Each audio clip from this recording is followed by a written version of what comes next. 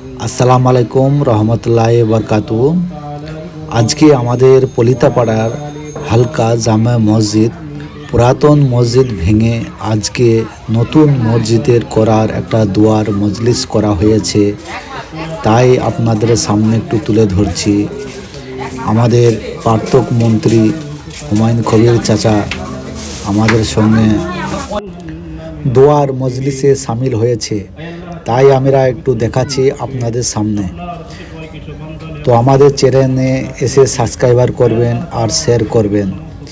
গ্রামের ইমান আপনাদের সামনে তুলে ধরছি।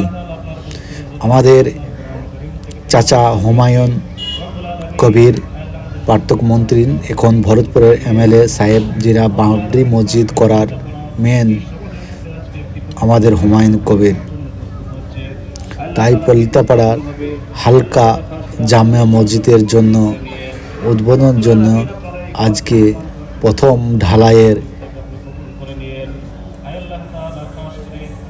ঢালাইয়ের প্রথম দিন আজকে এসে একটু অনুষ্ঠান বিতরণ হলো।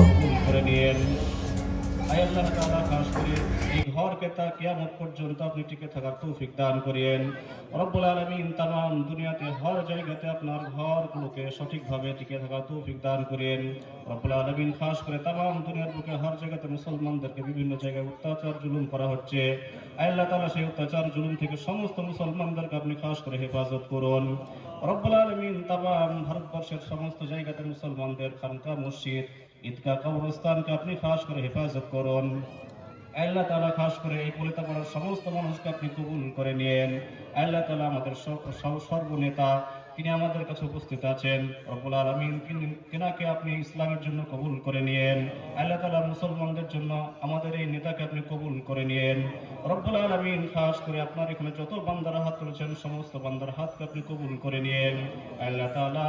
খাস করে আমাদের সকলকে মুসলিম জাতির জন্য কবুল করে নিয়েন রব্বুল আলামিন। আমাদের সকলের দোয়া বিশ্বনবী জনাবে মুহাম্মদুর রাসূলুল্লাহ সাল্লাল্লাহু আলাইহি ওয়াসাল্লাম কসলা করে কবুল করুন। সুবহান রাব্বিকা রাব্বিল ইজ্জাতি আম্মা ইয়াসিফুন ওয়া সালামুন আলাল মুরসালিন ওয়ালহামদুলিল্লাহি রাব্বিল আলামিন।